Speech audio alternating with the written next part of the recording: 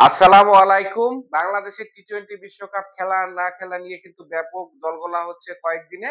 সেটার পালে কিন্তু আরো হাওয়া বাড়িয়ে দিয়েছে গতকালকে যুব ক্রীড়া এবং আইন উপদেষ্টা আসিফ নজরুলের একটা প্রেস ব্রিফিং, যেখানে তিনি বলেছেন যে আইসিসি তাদের কাছে আনঅফিসিয়ালি কিন্তু ৩ টা শর্তের কথা বলেছেন যে বাংলাদেশ যদি টি-টোয়েন্টি বিশ্বকাপে খেলতে হয় সেক্ষেত্রে মুস্তাফিজুর রহমানকে কিন্তু এই স্কোয়াডের অন্তর্ভুক্ত করা যাবে না। তাকে বাদ দিয়ে স্কোয়াড ঘোষণা করতে হবে। ১ নাম্বার। নাম্বার ২ হচ্ছে বাংলাদেশের যারা সমর্থকেরা কিন্তু ভারতে গিয়ে খেলা দেখতে যাবে তাদেরকে কিন্তু পতাকা এবং লাল সবুজ জার্সি গায়ে আ পরানো যাবে না। তাদেরকে এমনি ফরমালি ড্রেস পরেই থাকতে হবে।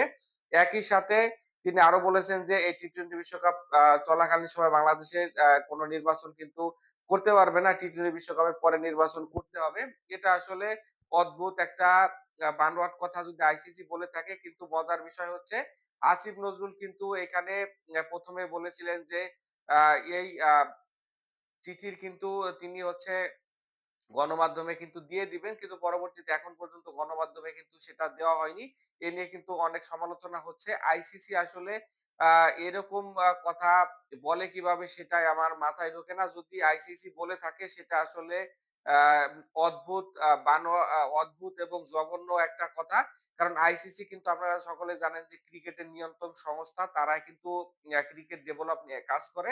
সেখানে একজন খেলোয়াড়কে এখানে টি-টোয়েন্টি বিশ্বকাপের অন্তর্ভুক্ত করবে না করবে সেটা কিন্তু ওই দেশ জানে। যে মুস্তাফিজুর রহমান যদি এখানে দুর্নীতিগ্রস্ত লোক হতেন তাহলে হয়তোবা এটা বলা যেত। এখানে আইসিসি আসলে এ কথা বলতেই পারবে না। পাশাপাশি একটা দেশের তাদের সমর্থকরা জার্সি গায়ে স্টেডিয়ামে যাবে, এটাই কিন্তু আসলে ক্রিকেটের সৌন্দর্য। এখানে আইসিসি ইন্টারফেয়ার করার আসলে কেউ না। এটা যদি বলে থাকে তাহলে আইসিসি এখানে হচ্ছে আ মানে অযৌক্তিক বলেছে। একই সাথে একটা দেশের নির্বাচন, স্বাধীন দেশের নির্বাচন কি হবে সেটা কিন্তু তাদের রাষ্ট্র ব্যবস্থা ঠিক করবে। এখানে আইসিসি ইন্টারফেয়ার করার আসলে কেউ না।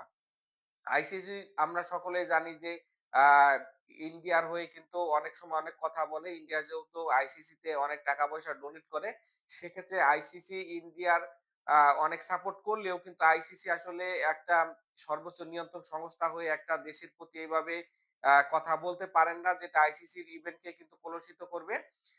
তো এখন পর্যন্ত কিন্তু বিসিবিতে আইসিসির এরকম কোনো চিঠি দেওয়া হয়নি।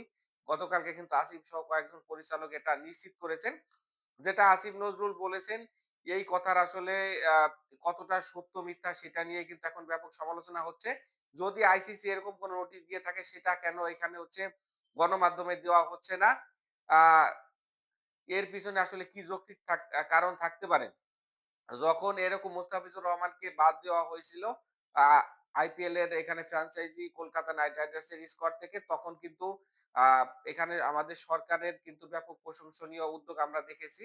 যেখানে কিন্তু দেখা গেছিল যে আইপিএল সম্প্রচার বন্ধ এবং একটা প্লেয়ারের নিশ্চয়তা তারা দিতে পারতেছে না। সেক্ষেত্রে আমাদের দেশের প্লেয়ারদের নিশ্চয়তা কিভাবে দেবে এবং দেশের মান সম্মান কিন্তু এখানে হচ্ছে অ্যা ক্ষুণ্ণ হচ্ছে।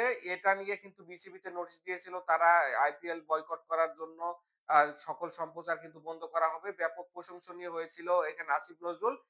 বিসিবি থেকে কিন্তু আইসিসির কাছে এখানে হচ্ছে চিঠি পাঠানো হয় যে একজনের নিরাপত্তা দেয়নি। তো এখানে ভারতে কিন্তু আমাদের নিরাপত্তার হীনতায় আমরা ভুগতেছি। এখানে ভারত থেকে আমাদের খেলাগুলো শ্রীলঙ্কা অথবা অন্য কোথাও যদি রাখা হয় সেক্ষেত্রে কিন্তু আমরা খেলতে যাবো। ভারতে না হলে কিন্তু আমরা নিরাপত্তাহীনতায় খেলতে যাব না। এ নিয়ে কিন্তু আইসিসি থেকে এখন পর্যন্ত কোন প্রকার লিগ্যাল নোটিশ দেওয়া হয়নি। এটা আমি বলব যে আইসিসির একটা ব্যর্থতা। কারণ এত কিছু হয়ে যাচ্ছে, আইসিসি কেন নিশ্চুপ?